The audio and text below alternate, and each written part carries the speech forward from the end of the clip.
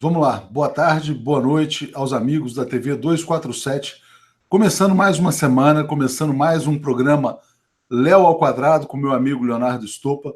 Começo mandando saudações especiais para Realengo, Rio de Janeiro, Granja Viana, Barbacena, Minas Gerais, Rio 40 graus, aqui diz o Rogério França, 40 graus às 18 horas e 36 minutos.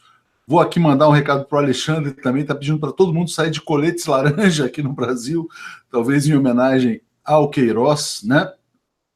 Carolina perguntando por que a Polícia Federal não se manifesta sobre a facada. Bom dia, boa tarde, a Alegrete, Rio Grande do Sul, sempre presente. Boa tarde, meu amigo Léo ao Quadrado. Tudo bem, Léo ao Quadrado? Fala, Léo! Olha, sabe que você falou essa questão do colete laranja e eu fico imaginando como que o laranja tem significados diferentes para várias pessoas, né? No eixo Queiroz e hoje na sociedade brasileira, laranja e a cor laranja estão significando falcatruas. Em compensação, laranja para o resto do mundo significa trabalho. Inclusive na França está significando uma luta por libertação do povo. O Brasil está realmente de perna para o ar, né, Léo? Olha, até as cores a gente está enxergando de forma diferente. Léo, lá é colete amarelo, mas enfim, pode ser laranja também. São José do Rio Preto, Belém do Pará, Toledo, Paraná, várias cidades aqui presentes. Queria pedir emojis do ex-presidente Lula, coraçõezinhos para o ex-presidente Lula. Acabo de saber, recebi uma ligação, o ex-presidente mandou um recado, né? Ele tem recebido várias gravações, ele pode receber no pendrive vários programas para assistir, assistindo tudo da TV 247. Então vamos mandar aqui uma vibração especial para o presidente Lula e vou quebrar o sigilo aqui, a confidencial. Não era confidencial, né? Ele mandou esse recado. Então eu vou tornar público o que o Lula disse sobre a programação da TV 247. Fez questão de elogiar as meninas lá do Por Elas. Disse que elas são ótimas. Também mandou um recado para o Leonardo Estopa. Ele chama o Leonardo Estopa de Léo ao Quadrado. Diz lá para o Léo ao Quadrado que ele é muito bom. Então o Lula acha o Leonardo Estopa muito bom.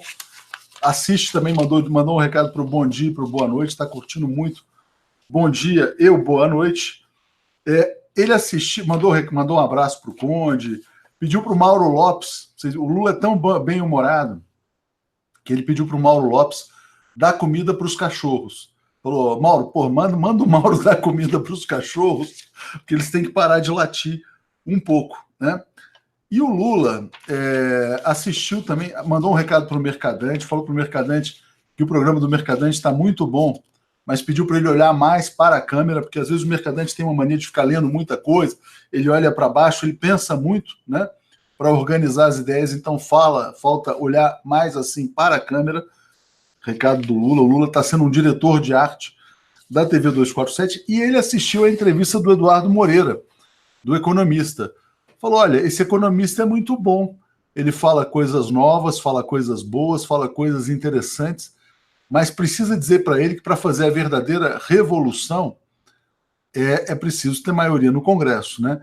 Então acho que era uma resposta à crítica feita pelo Eduardo Moreira de que o ex-presidente Lula não tenha ido tão à esquerda. Ele fez o máximo que pôde fazer com o Congresso que teve naquele momento. Então acho que esse é o recado que o Lula mandou, mas ele assistiu com muita atenção a entrevista do Eduardo Moreira e elogiou muito a condução também feita pela Gisele Federici, né? Então, muito bom esse feedback do telespectador ilustre. O que você acha dessas posições do Lula, senhor Léo ao Quadrado? Olha, Léo, primeiramente eu digo que a gente tem que dobrar o trabalho para tirar o Lula da cadeia para colocar ele logo como diretor da TV 247. O Lula tá disputado. Enquanto a gente tem de um lado o Brasil inteiro louco para contratar o Lula como presidente, nós vamos ficar na TV 247 disputando o mesmo funcionário para ser nosso diretor. Lógico, seria uma honra muito grande, né, ter o Lula como grande conselheiro, né, tendo tempo aí de dar umas dicas a respeito de comunicação, que eu acho que, pelo menos dentro da humanidade hoje, uma das pessoas que tem mais consciência e capacidade comunicativa, sem dúvidas, o Lula. Ele conseguiu falar com toda uma sociedade sem precisar de estar do lado do poder financeiro. Olha, muitos precisaram né, o Lula dividiu a história do Brasil em dois momentos, tendo basicamente o grito da sua voz, enquanto os atuais precisaram de utilizar impulsionamento de WhatsApp, impulsionamento de Facebook. O Lula estava em primeiro nas pesquisas sem precisar de nenhum impulsionamento, totalmente boicotado pelas redes sociais, totalmente atacado pela mídia convencional, e mesmo assim, com sua voz, sua capacidade de comunicação, ele liderava as pesquisas e com expectativa de vitória em primeiro turno. Então a gente precisa do Lula na direção da TV 247, mas como o Brasil engloba a TV 247, né, e como o Brasil acaba sendo maior que a TV 247, nesse sentido, a gente precisa do Lula na direção do Brasil. Eu fico muito orgulhoso de falar que o trabalho nosso é legal, o Léo ao Quadrado é bom, isso é muito bom, fico muito feliz com isso, e dá para a gente uma injeção de ânimo para a gente continuar, né? Continuar, lógico, fazendo esse trabalho, que foi elogiado por uma pessoa que tem essa grande capacidade de entendimento de comunicação, e também continuar na luta, porque a gente precisa de uma pessoa dessa. Já pensou se todo brasileiro tivesse na presidência uma pessoa que soubesse reconhecer o trabalho dela no lugar de ficar propondo metralhar os adversários políticos, né? Isso é a comunicação de quem quer julgar os outros para cima, de quem quer fazer os outros produzirem e de quem quer fazer os outros realmente se encontrarem e crescerem na vida. Essa comunicação que fez o Lula arrancar o Brasil de 12ª economia do mundo, me parece levar praticamente para a 5ª economia do mundo. É esse tipo de postura de um grande homem que tem uma capacidade muito grande de motivar e fazer acontecer a transformação pessoal nas pessoas que, obviamente, têm um orgulho muito grande de ter um elogio desse dele. Muito legal, Léo. A Tânia Mara está dizendo que o Lula fez as máscaras do Brasil caírem, né? O professor Urias Oliveira, membro do canal, está dizendo: Lula me representa. Léo, manda um abraço do professor Urias ao Lula. Grande abraço, então, do professor Urias ao Lula. A Priscila Regina está dizendo: Lula, lutaremos por você sempre, meu presidente, né? Então, realmente, muito gratificante receber essa crítica construtiva, né? Como o Léo falou, ele é um telespectador ilustre, né? Evidentemente, ele não quer assistir TV aberta, porque é um lixo só. Então, ele recebe a programação da internet, ele está muito satisfeito com a evolução, né, dessas novas mídias. Acho que ele assiste também muito o programa do Fernando Moraes, do Nocaute, que é muito amigo dele, né? Então, muito legal. A Cleonice está dizendo: Lula me representa. Léo Torres: Lula o maior de todos. Vamos fazer em breve aqui uma live com Lula. Quem sabe, né? Já pensou Lula livre, participando de uma live? E aí a gente vai fazer aquela live Woodstock, viu, Léo? Vamos ser assim, tipo, 72 horas sem parar de live, porque a palavra do Lula está tão contida. Nós vamos fazer muito café, ficar 72 horas falando com o Lula sobre todos os problemas. Você entrou na minha especialidade, hein, Léo? Essa coisa de tomar café e ficar trabalhando sem parar, aí você entrou num ponto que eu sou bem especialista. Tem jeito, acreditem, é possível. O Léo, aliás, me mostrou pela primeira vez uma coisa que eu não sabia que existia, que é um café concentrado. Não é bala de café, não. É um negócio que ele toma lá, que é uma bomba atômica, né, Léo? Como é a galera de academia toda conhece, Léo. É a cafeína para academia. No final das contas, quando você acumula aí 20 horas trabalhando direto, eu acho muito interessante quando as pessoas viram para mim e falam assim: agora vai ter que trabalhar. Eu falei: meu Deus, mais, porque não tá cabendo nas 24 horas do dia. Aí me chega o coxinha e fala: agora você vai ter que trabalhar. Eu falei: meu Deus, mas como? Quando você acumula assim, 20 horas sem descanso, aí você dá uma talagada de cafeína, levanta, faz uma esteirinha assim para subir um pouco a adrenalina e trabalha mais 20. É o jeito. É o que tá tendo. Acabou a mamata, Léo, vai ter que trabalhar. O Vandenberg Barbosa está dizendo: olha, Lula, eles passarão e você, passarinho, né? Então, obrigado, Lula, obrigado pelos comentários, né, pela crítica feita à TV 247. Bom, por falar em mamata que vai acabar, Léo, eu queria te trazer uma informação. Federação Única dos Petroleiros foi à justiça contra a nomeação do amigo do Bolsonaro na Petrobras. O Bolsonaro, como você sabe, nomeou um amigo lá com um salário de 50 pratas por mês, ou 60, não sei se é 50 ou 60, né? O presidente da Petrobras, que é o moralizador, aceitou, nomeou, e o Bolsonaro ainda tirou sarro, né? Pô, vocês queriam que eu nomeasse um inimigo, né? Não, ninguém queria que ele nomeasse um inimigo, mas o que as pessoas queriam é que os critérios de nomeação fossem técnicos, né? E a Federação Única dos Petroleiros acionou a justiça. Eu desconfio, Léo, que a justiça vai falar: não, tudo bem, pode, cargo de livre provimento, pode nomear quem ele bem entender. porque o Bolsonaro aparentemente está podendo fazer o que ele bem entende, Léo. Você acha que a justiça vai derrubar a nomeação do amigo do Bolsonaro ou não?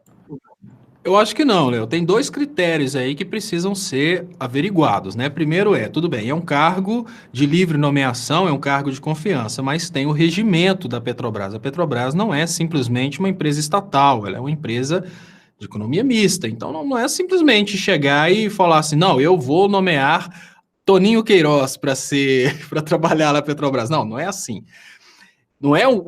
Tudo bem, existe sim o cabide de emprego, uma coisa absolutamente normal no Brasil, faz parte da realidade brasileira, mas tem que ter pelo menos um pouquinho de critério, né? Aquela comparação que eu fiz, olha, o cara pode cabidar emprego, que chega um ponto que a coisa fica estranha demais. Então, você achar que porque agora você é o presidente, você vai colocar o seu vizinho num cargo de médico no hospital público sem ser médico, isso aí não faz sentido.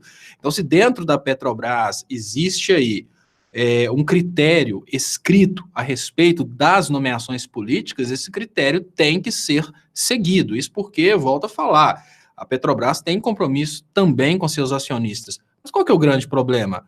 Quem vai decidir isso é a justiça, Léo. É aquela justiça que no lugar de cedilha no final tem um cifrão. Essa justiça que está muito estranha ultimamente não tem decidido muitas coisas contra o Bolsonaro. Se decidir isso contra ele, vai ser muito estranho. Vai ser a primeira decisão a desafiar o Bolsonaro nos últimos tempos.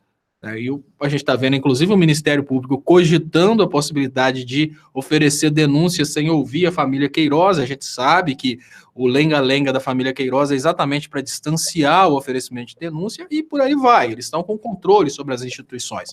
Eu não acredito muito na possibilidade da justiça revogar a nomeação, não. Eu acredito na possibilidade da justiça falar o que você disse. É um cargo de livre nomeação e o presidente tem essa prerrogativa e vai ficar por isso mesmo. É isso aí, Léo. Mas, Léo, olha, essa é uma notícia e as pessoas também têm ficado um pouco espantadas com as decisões do Dias Toffoli, né? O Toffoli deu uma entrevista para o Globo hoje. Antes ele já tinha derrubado uma liminar do Marco Aurélio, dizendo que a Petrobras agora pode vender o que quiser. Pode vender o que quiser, do jeito que quiser, sem dar satisfação para ninguém. Basicamente foi isso.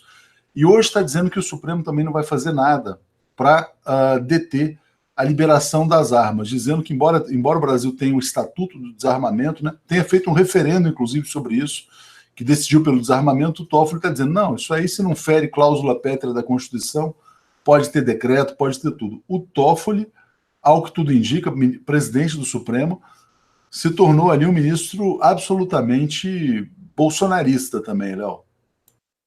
Tem duas formas da gente enxergar esse posicionamento do Toffoli, né, Léo? O primeiro é o Toffoli esquivando de qualquer decisão que não tenha a ver com a Constituição Federal, porque nós temos dois tribunais superiores importantíssimos no Brasil e às vezes as pessoas confundem a finalidade de cada tribunal. Então, se determinada coisa acontece e fere a Constituição Federal, a Constituição, que é diferente de leis. A Constituição está lá no topo da pirâmide, a gente sabe que acima da Constituição, acima de tudo isso, está o poder financeiro, mas quando a gente tira esse detalhe, a gente vê a Constituição no topo da pirâmide. Se alguma coisa fere diretamente a Constituição, é tratada pelo STF. Agora, se alguma coisa fere uma lei federal, por exemplo, fere o Código Penal, fere o Estatuto do Desarmamento, quem tem a palavra final sobre isso acaba sendo o STJ. Então, existe essa possibilidade do Toffoli ele ter retirado o corpo do STF fora dessa decisão por ser uma competência relacionada à lei federal e não à Constituição Federal. Isso é o sentido teórico da coisa. Agora, por outro lado, a gente pode avaliar o pular fora dessas instituições, de bater de frente com o Bolsonaro, como resultado do que está acontecendo no mundo inteiro, Léo.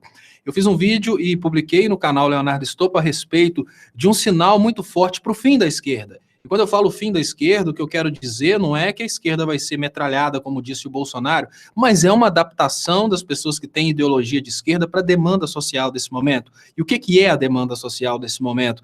É um comportamento no sentido de ir em direção ao liberalismo, achando que aquele caminho é o caminho que vai entregar os louros da vitória. Então, o argumento anterior de que o trabalhador tinha que ter representação no governo foi substituído por um argumento de que, representando os empresários, representando os banqueiros, alguma coisa acaba sobrando para o trabalhador. Então, essa troca de argumento, ela fragilizou a esquerda, e a própria esquerda está fugindo de ser esquerda. A gente vê uma demonstração clara disso no momento que o Evo Morales não quis sequer cogitar a possibilidade de atender o pedido de asilo político do Cesare Battisti. Da mesma forma, a gente vê o Ciro Gomes esquivando aos poucos e se adaptando à nova realidade da sociedade brasileira, se movendo em direção à direita. E não é só o Ciro Gomes, não é só a postura do Evo Morales que veio para a cerimônia de posse do Bolsonaro, não é só isso, não.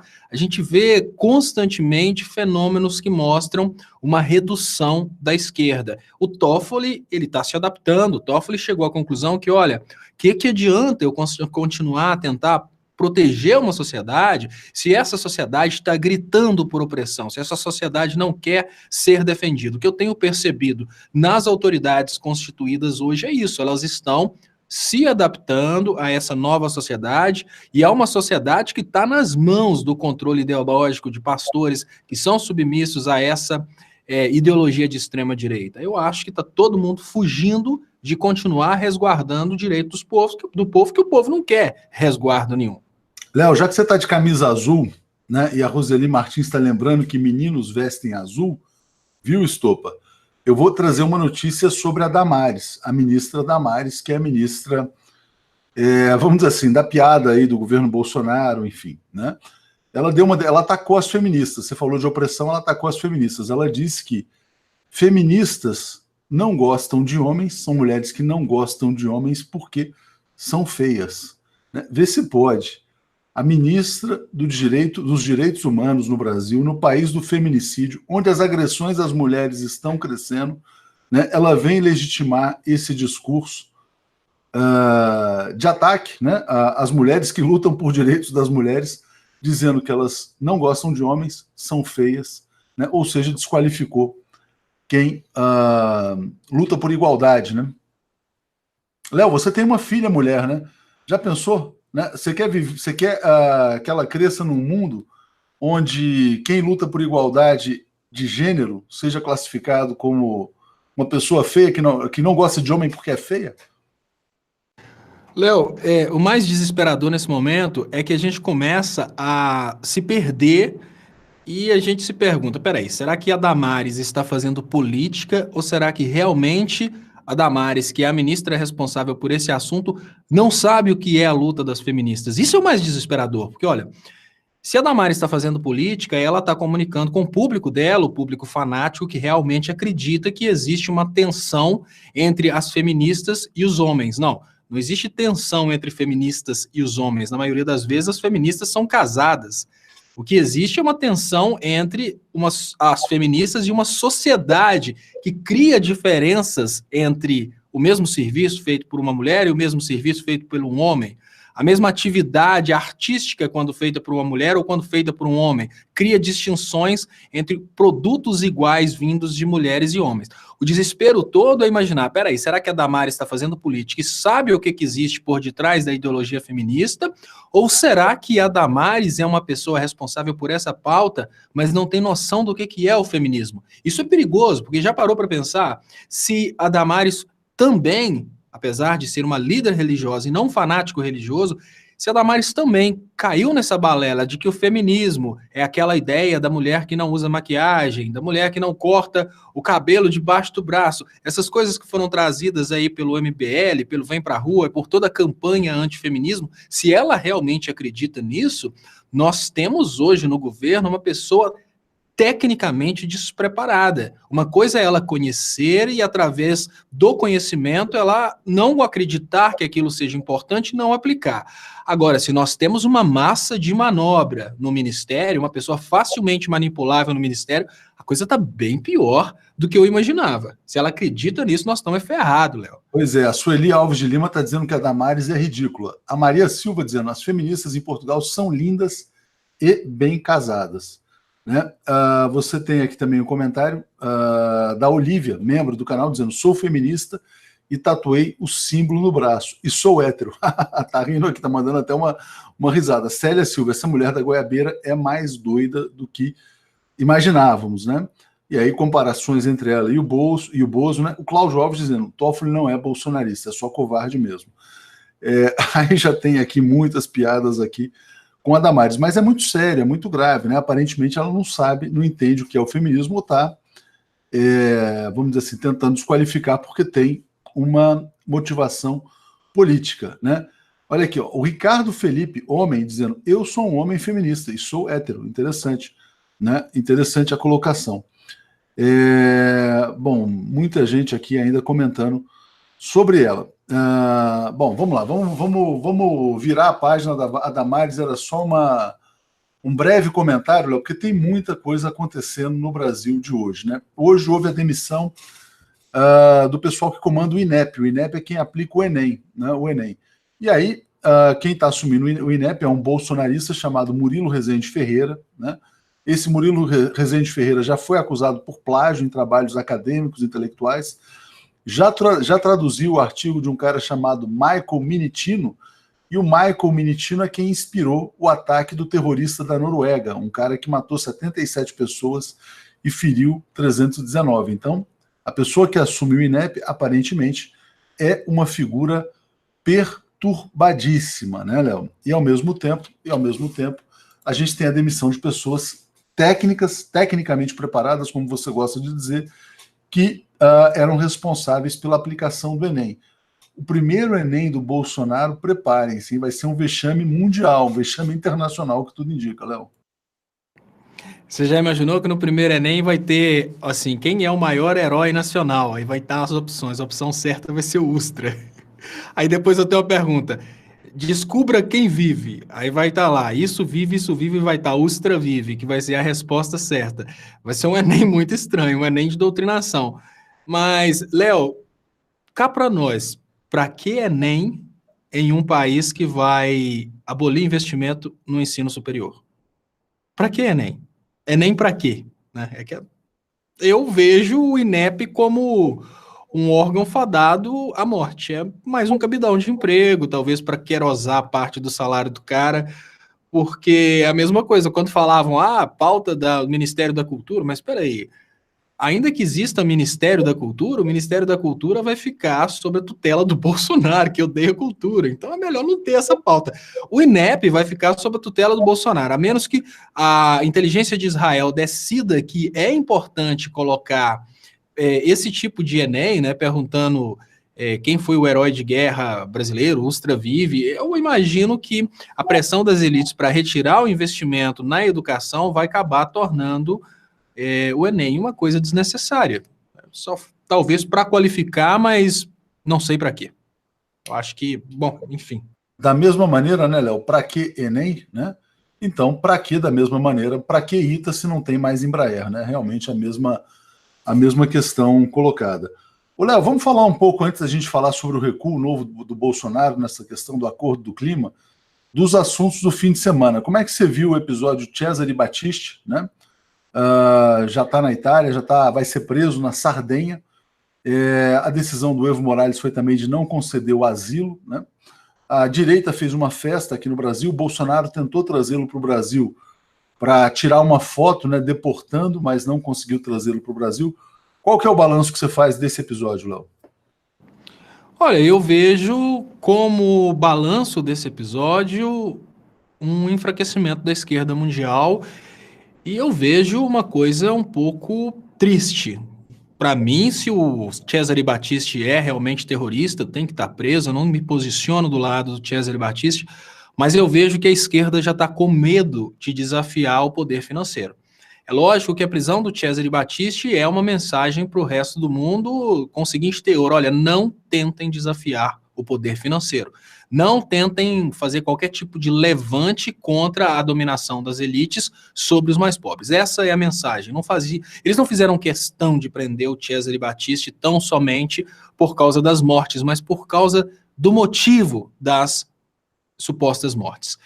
Agora, o detalhe é, se o Evo Morales negou a extradição, o Evo Morales está mais preocupado com a parceria entre Brasil e a própria parceria dele também com a Itália do que a defesa dos ideais de esquerda, porque o que ele está fazendo, queira ele, queira não, é abrir mão de defender um Parchegiani. Então, o que eu penso nesse momento? Eu penso que isso mostra uma grande fragilidade da esquerda mundial e o que eu percebo é, pelo menos nesse ciclo agora, a morte da esquerda como a gente conhece. O que a gente começa a ver nesse momento é uma migração da esquerda para uma esquerda, digamos que mais liberal e uma esquerda mais conivente com a dominação da direita, uma esquerda mais submissa.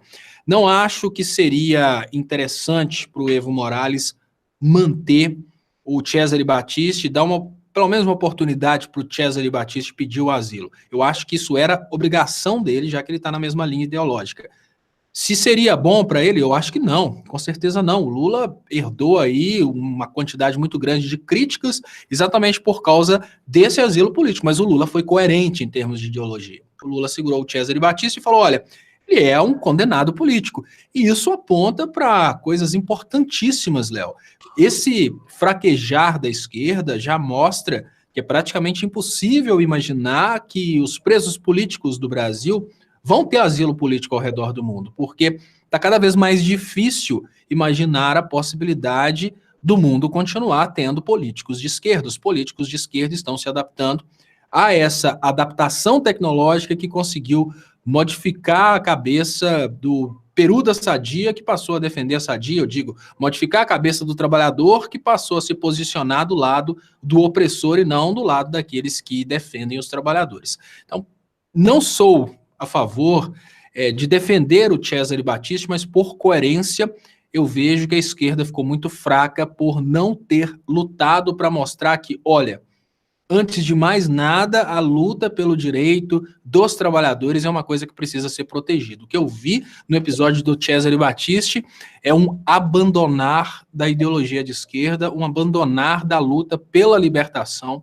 contra a opressão do capitalismo explorador. Que o resultado de toda essa fritada de ovos que eu vejo é essa. Já vejo o Evo Morales como um submisso que preferiu não bater de frente com o poder, como aconteceu com Lula, como aconteceu com a Dilma. Ele praticamente falou, olha, quer saber de uma coisa?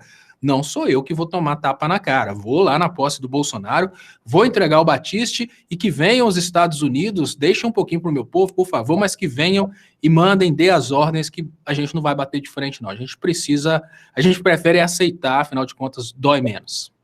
Acho que tem um pouco disso, né, Léo? Tem a defesa pragmática dos interesses dele, econômicos, da Bolívia. O Brasil é um grande cliente da Bolívia na questão do gás natural e a Itália também é investidora na economia boliviana, né? E assim, essa história do Battisti, que é uma história de cinema, né?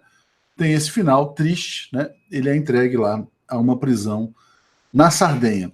Ô, Léo, vamos falar então da Venezuela. A Venezuela também viveu dias aí muito tensos, né? A gente teve um opositor que se declarou presidente, que depois foi preso rapidamente, foi solto. Muitas pessoas estão comentando que os preparativos para uma eventual guerra, uma eventual derrubada do Maduro com apoio militar estão sendo colocadas, né? Houve uma proclamação lá de um governo paralelo que tem o apoio dos Estados Unidos e do Brasil também. Hoje eu falava mais cedo com o Breno Altman, e o Breno Altman dizia, a arquitetura é essa, esse governo paralelo reconhecido pelos Estados Unidos, ele pode pedir ajuda militar internacional para garantir a liberdade do país, vamos dizer assim. E aí, eventualmente, abriria esse caminho para uma intervenção. Como é que você está vendo o cenário na Venezuela? O que você acha que vai acontecer? Eu acho, Léo, que como eu estava falando, a esquerda praticamente foi aniquilada ao redor do mundo. Estamos vivendo um ciclo de direito que eu vejo uma pressão para que o Maduro desista. Eu acho que o Maduro está numa corrida contra o tempo. O que ele deveria fazer nesse momento é chamar, ponto de vista meio lógico, antes que o governo paralelo chame uma intervenção militar dos Estados Unidos, fazendo de conta que ele é o governante eleito pelo povo, eu acho que o Maduro deveria realmente fazer uma prova de fogo. Ele deveria tentar aí uma inspeção da ONU durante uma eleição emergencial para confirmar a decisão do povo da Venezuela. Se ele não chama uma intervenção da ONU, uma participação da ONU nas eleições, vai ser mais uma eleição contestada. Se ele não fizer isso, ele cai. A grande realidade é essa. Olha, todos que tentaram, todos os governos que tentaram bater de frente com a intervenção americana, eles foram primeiro ridicularizados ao redor do mundo, criou-se uma expectativa de que é um ditador, e após essa expectativa, conseguiram colocar o povo numa situação de miséria para depois tomarem o poder. O Maduro vai cair se ele não agir de uma forma muito inteligente. Isso é o primeiro ponto. O segundo ponto é, no meio dessa brincadeira, a gente tem a Rússia e a China já se unindo aí num pacto econômico, que é um pacto econômico que pode dar início a uma alternativa à União das Repúblicas Socialistas Soviéticas. Então, a gente entra para uma nova Guerra Fria? Será que seria isso? Será que a Venezuela e o Brasil seriam os motivos para o início de uma nova Guerra Fria? Se isso acontece, obviamente, não vão ser os Estados Unidos que vão ter a loucura aí de bater de frente com China e Rússia. Então, tem todas essas possibilidades.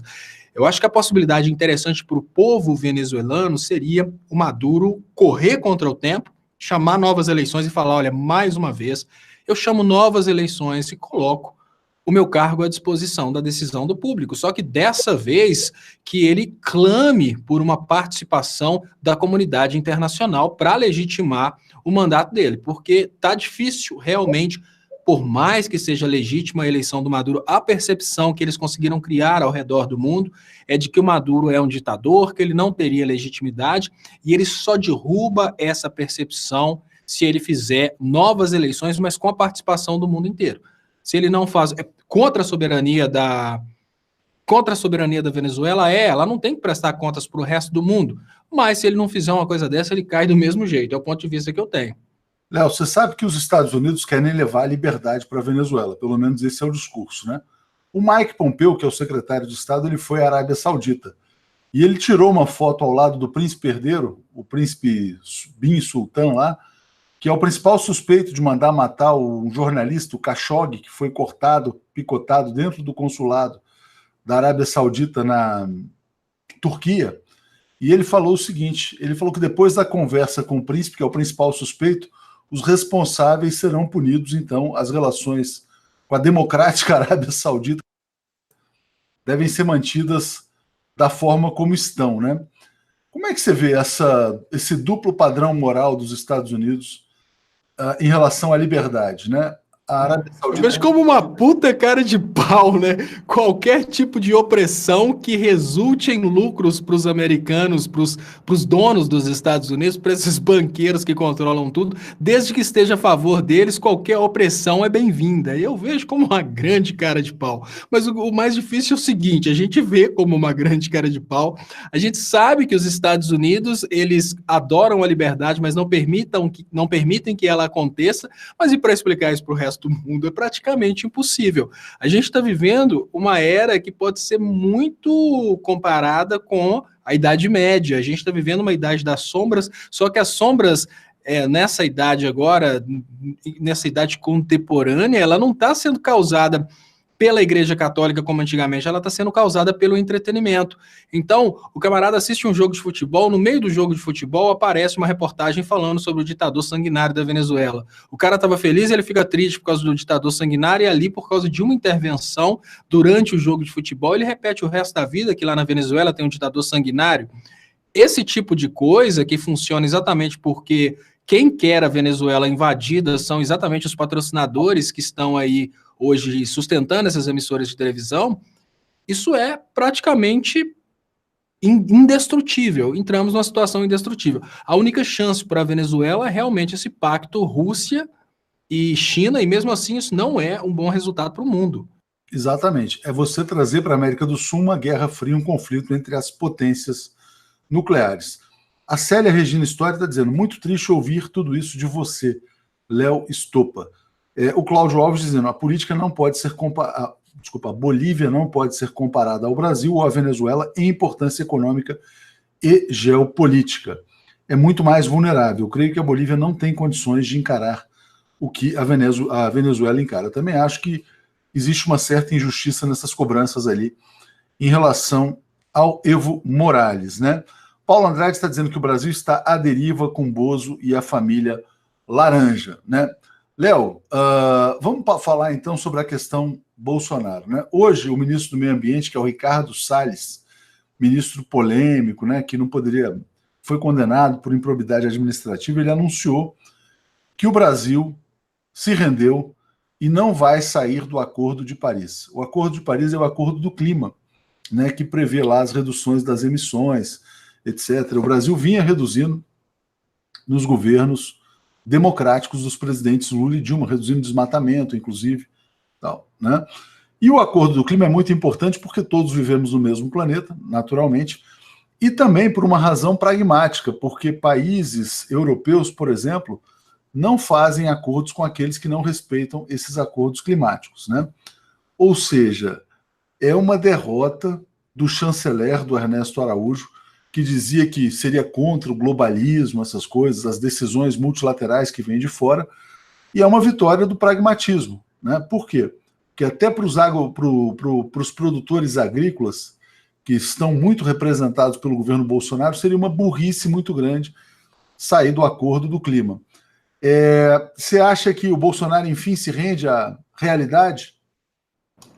Léo, o Bolsonaro precisa aprender como funciona a vida. O eleitor do Bolsonaro, ele é tão sem noção que o eleitor do Bolsonaro, eu vou fazer uma comparação com um caso muito comum entre os eleitores do Bolsonaro, isso porque hoje a gente consegue perceber o modus operandi do cérebro do eleitor do Bolsonaro. O eleitor do Bolsonaro falava que o dinheiro que o BNDES emprestou para os países que eles chamam de países de ditaduras comunistas poderia ter sido investido na saúde e na educação dentro do Brasil. Eu falava, olha, o BNDES fazia empréstimos para esses países e esses países contratavam serviços pro Brasil, de brasileiros, e depois esses países pagavam, ou seja, tecnicamente falando, esse dinheiro não existia, esse dinheiro passava a existir porque um bem econômico era provido. Então, se esse bem econômico não fosse provido, você não podia pegar um dinheiro que não existia e investir na saúde e educação. A mesma cabeça do eleitor do Bolsonaro, que acha que o BNDES, se não tivesse feito empréstimos para esses países contratarem serviços brasileiros, poderia ter investido dinheiro na saúde e na educação brasileira, é o cara que pensa que simplesmente parar de pagar as nossas obrigações fora do Brasil vai ser uma atitude mais interessante para a gente conseguir mais benefícios. Seria como dizer que eu vou entrar numa loja, vou comprar um carro zero, depois que eu sair com o carro, eu vou falar, olha, agora que eu já estou com o carro, eu não vou pagar mais as prestações. Não é assim que funciona. Para vender em vários países, principalmente os produtos agrícolas, você precisa produzir os produtos agrícolas usando os critérios mundialmente aceitos, que são exatamente os critérios que estão aí no Acordo do Clima. Não é simplesmente chegar e falar, olha, eu quero continuar vendendo, mas eu não quero obedecer às regras. Aí, os ruralistas brasileiros, eles perdem mercados, eles perdem a Europa, eles perdem outros países e ficam praticamente confinados aos Estados Unidos. A gente tem uma capacidade menor de mercado, os Estados Unidos passam a ter o poder de ditar as regras. Eu estou bem impressionado, não é com o Bolsonaro ter cedido, eu estou impressionado com os Estados Unidos terem permitido o Bolsonaro ceder, porque as intenções dos Estados Unidos eram bem claras desde o início, colocar o Brasil como um fornecedor exclusivo dos Estados Unidos. Agora, nessa condição do Brasil, voltando atrás a respeito do Acordo do Clima, o Brasil passa a manter o seu mercado internacional de produtos agrícolas. O Bolsonaro não está sofrendo derrotas, Léo. Eu acho que o Bolsonaro ele está tendo oportunidades de não pagar dívidas de campanha. A gente precisa ver por esse lado, porque tem muita coisa que é tão bizarra que a gente pensa, eu não acredito que o Bolsonaro seria tão imbecil de tomar uma atitude dessa. E a única resposta que a gente tem é o fato do Bolsonaro ter assumido uma dívida. Quando você vê uma pessoa indo todos os meses, deixando R$1.000 dentro de um banco para pagar alguma coisa, você fala, eu não acredito que essa pessoa é tão idiota de jogar R$1.000 fora todo mês. Não, essa pessoa contraiu uma dívida no passado e agora ela precisa pagar as prestações dessa dívida. O que eu vejo agora é uma grande oportunidade do Bolsonaro, aos poucos, ir dando calote nas dívidas de campanha. Tomara que ele tenha uma oportunidade dessa para dar calote na dívida relacionada à guerra contra a Venezuela, e a oportunidade é, sem dúvidas, a participação da China e da Rússia nessa guerra. Então, o Bolsonaro agora tem mais uma oportunidade. Olha, não dá para o Brasil bater de frente com China e com Rússia. É mais uma dívida que eu não posso pagar. Pois é, mas tem uma dívida que ele quer pagar, dívida com os fabricantes de armas, de revólveres, pistolas, tal. A assessoria de imprensa lá do Onyx Lorenzoni acaba de anunciar, Léo, que ele assina amanhã às 11 horas da manhã o decreto que libera as armas, né? Hoje tinha um especialista em segurança pública da Polícia Militar de São Paulo que dizia o seguinte, que para cada 1% a mais de armas na sociedade, você tem 2% a mais de assassinatos, né? Ou seja, esse argumento dos bolsonaristas de que a violência diminui com o armamento da população, que é até um argumento contraintuitivo, né? Porque qualquer pessoa pensa, bom, mais arma, mais morte, né? Mas eles dizem que não, mais arma, menos morte, porque as pessoas vão se defender. E esse especialista em segurança dizia também, Léo, que um policial demora pelo menos 2 anos para ser treinado, para poder atirar, saber onde atirar, como atirar e tal. Bolsonaro amanhã libera e autoriza o bang bang, o faroeste em território nacional, Léo.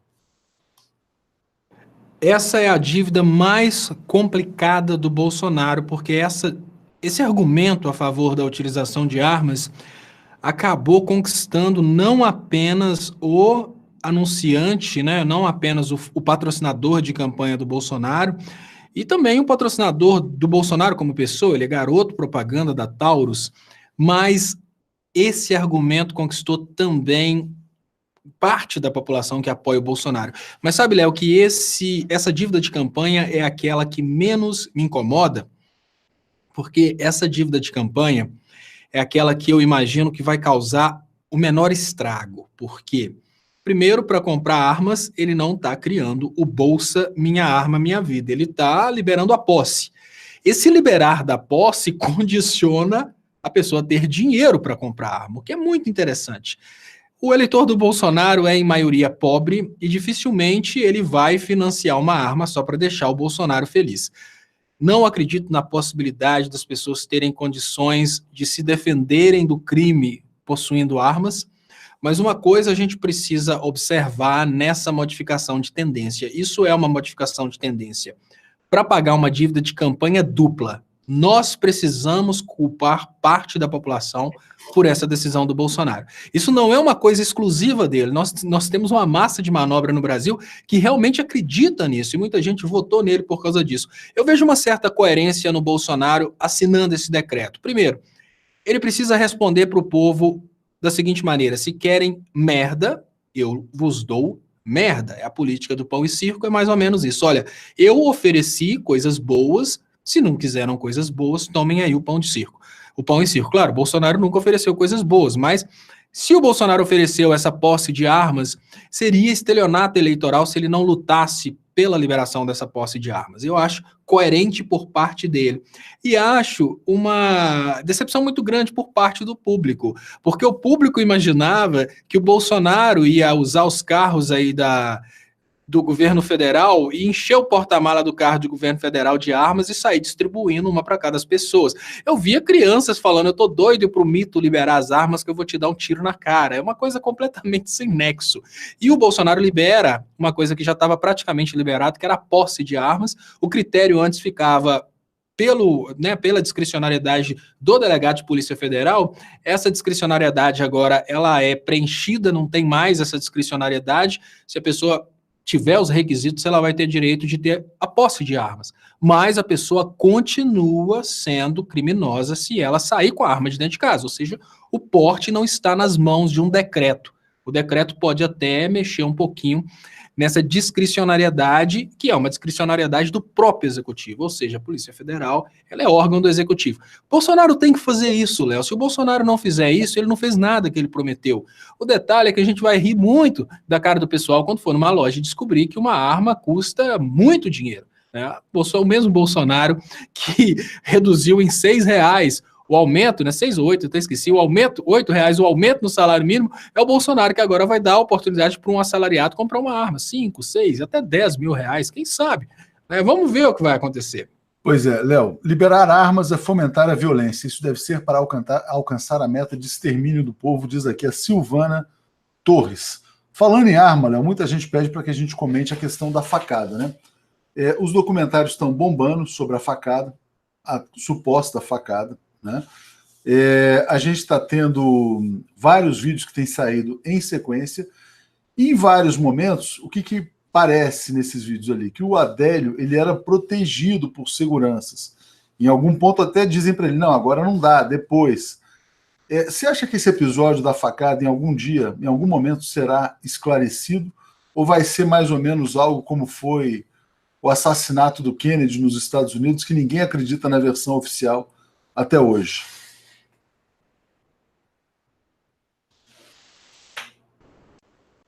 Para a gente conseguir ter uma resposta a respeito do caso da facada, a gente tem que fazer uma pressão muito grande. Uma das pessoas que tentou fazer pressão, que foi o Zé de Abreu, acabou sendo processado.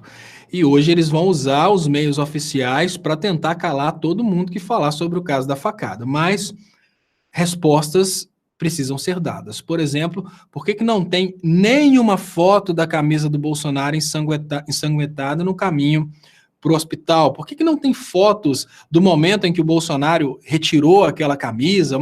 Por que a gente não consegue ver uma marca da facada, né? Tudo foi registraram inclusive os seguranças conversando com a Adélio, não registraram uma marca da facada no Bolsonaro, né? E tem conversas do tipo, olha, a facada foi cá embaixo, onde, teoricamente, ele teria sofrido aí uma cirurgia relacionada ao intestino, mas em compensação, na hora da facada, ele coloca a mão em cima. Né? Tudo isso são coisas estranhas. Agora, eu particularmente não acredito que o Bolsonaro tenha sofrido aquela facada, eu acredito na versão de que ele operou de câncer, todo um grande esquema que a gente não pode afirmar, a gente só pode exigir da Polícia Federal que faça uma investigação isenta. O detalhe é o seguinte, a Polícia Federal trabalha para o Sérgio Moro, já não é mais um órgão do governo, um órgão público, é um órgão que trabalha diretamente para o poder. E o que a gente tem visto acontecer na Polícia Federal é toda vez que pessoas da Polícia Federal se levantam contra esse sistema aí do PSDB, elas são rebaixadas na Polícia Federal. Então, quem conseguiu fazer a investigação contra o Temer foi ferro. Quem investiga o Aécio leva ferro. Quem vai ter coragem de dar sequência na investigação do Bolsonaro? Vão ter que ser os documentários mesmo, para levarem a população à conclusão do que aconteceu. Se eles não se defenderem, eu acho que o que está acontecendo agora é isso, Léo. Se eles não se defenderem mostrando evidências de que houve facada, o povo todo vai acreditar que foi uma fakeada. O detalhe é, será o que vai acontecer depois que todos entenderem que nós estamos vivendo um grande teatro, uma grande ilusão? Pois é, Léo. O Cláudio dizendo, os Estados Unidos têm o mais alto índice de suicídios cometidos com armas de fogo em todo o mundo. Obrigado aqui a EMG, que mandou um superchat, e Arnaldo Filho dizendo que um prefeito polonês esfaqueado ontem morreu hoje, né? Então, diferente, lá teve uma facada com consequências, né? Léo, já que você falou nessa questão do Zé de Abreu sendo processado pelo Hospital Albert Einstein, eu queria te falar de um processo. O Kim Kataguiri processou o jornalista Altamiro Borges, processou o Brasil 247, que reproduziu o artigo do Altamiro Borges, e processou a CUT, que também reproduziu o mesmo artigo, né? Ele era chamado de fascista neste artigo. O juiz entendeu, ele perdeu o processo, o Kim, né? Não sei se ele vai recorrer ou não, o direito dele recorrer, dizendo que o cara que está... Né? A gente falou disso, eu acho, se não me engano, né? O cara que está na chuva é para se queimar, né?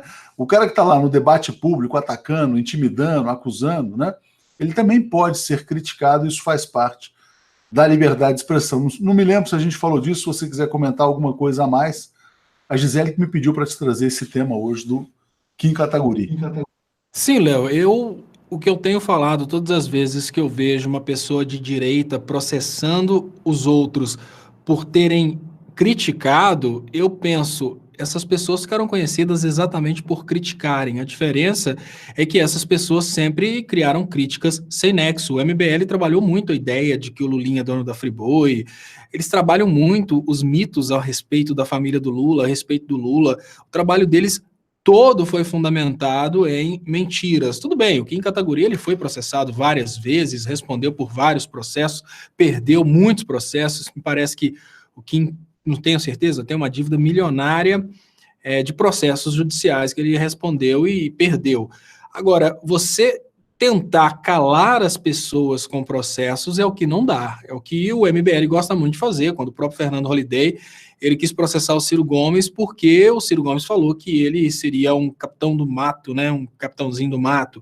A gente teve também o evento do Boi, eu também fui vítima disso. O Bolsonaro tentou me processar quando eu fiz o vídeo falando a questão do dinheiro da Friboi. O que é o detalhe a respeito desses processos? É uma forma de calar. A ideia deles é, eu preciso tornar extremamente inviável que falem de mim. O Aécio Neves gosta muito de processar as pessoas. O Dória, a gente pode lembrar até daquela cena do Matrix, que tem os Smiths, do Matrix 2, que tem aquele monte de Smiths, né, todos os vestidos iguaizinhos lá. A gente pode imaginar aquela cena lá para imaginar o Dória. Ele tem uma equipe de advogados para ficarem procurando e processando.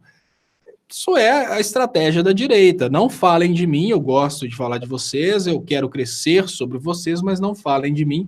A imprensa não tem liberdade de imprensa quando o assunto é a direita. Léo, Almeri Espíndola de Souza. Depois de tudo que esses podres estão mostrando, creio sim que a facada é fake. São capazes de tudo. Obrigado, Regina Cardoso, pelo superchat em apoio aqui à TV 247. Léo, deixa eu contar de novo a história, então, para o pessoal, porque nem todo mundo estava aqui desde o começo, né? Então, o Lula mandou alguns recados, ele assiste boa parte da programação da TV 247, ele recebe o bom dia, ele recebe o boa noite, ele recebe o Léo ao quadrado, recebeu a entrevista do Eduardo Moreira, recebe programas com o Mauro Lopes, né? Recebe o Brasil Primeiro, do Aloysio Mercadante. Então, mandou os seguintes recados. Gosta muito do Léo ao quadrado, referindo-se ao Estupa. Manda dizer lá para o Léo ao quadrado, ele chama você de Léo ao quadrado. Pediu para o Mercadante olhar mais para a câmera, mas programa muito bom. Elogiou bom dia, elogiou boa noite. Falou para o Eduardo Moreira que a revolução se faz com maioria no Congresso, não é simplesmente assim cobrar que ele vá mais ou menos à esquerda, né? E também mandou um recado para o Mauro, pediu para o Mauro dar comida para os cachorros, para eles pararem de latir durante o programa, né? Então a Marta Werneck está mandando um beijo para o Lula, a Aline Galvão está dizendo aqui Lula livre, muitos emojis aqui chegando para o Lula, né, nesse sentido. E aí a gente falou, Léo, então realmente é uma honra muito grande ter esse crítico, né, esse diretor de arte à distância que é o ex-presidente Lula. Fernando Marrá, Adélio só podia ter uma faca, um homônimo agora poderá ter uma arma, precisarão inventar colete para cabeça, né? Então, exatamente, o Brasil vai se tornar um país, a meu ver, muito mais perigoso do que já é, né? O que é uma coisa bastante trágica, Léo. Eu acho que é isso. Uma dúvida que eu tenho, se tiver alguém aí nos comentários que puder esclarecer a respeito disso, se você souber também, Léo, eu gostaria muito de saber a respeito dos coletes, porque o colete à prova de balas, por incrível que pareça, ele é também regulamentado. Você não pode, por mais que seja proteção, você não pode comprar um colete à prova de balas, me parece, ter um colete à prova de balas e sair com ele. Parece estranho isso.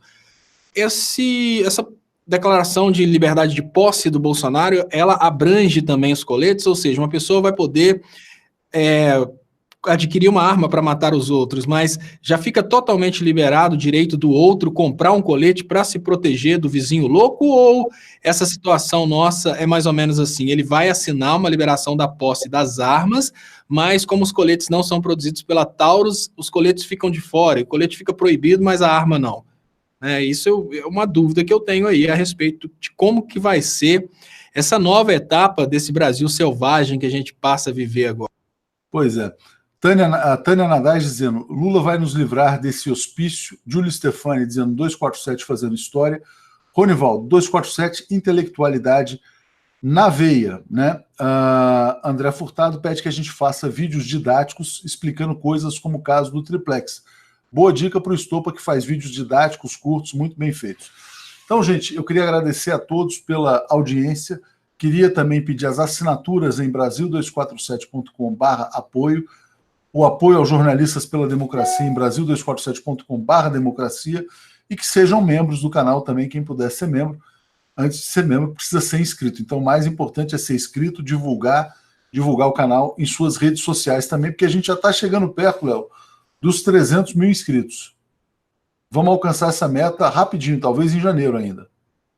É isso aí, Léo. Agora, caminhando para os 300 mil inscritos, eu acho que fica muito mais fácil a gente aumentar o alcance das publicações, e a liberdade do Lula depende primeiramente da liberdade da mente do povo brasileiro. O povo precisa entender o que está acontecendo. Então, o nosso trabalho de esclarecimento ele é muito importante. Nós estamos vivendo um dos dilemas mais complexos da história do nosso país.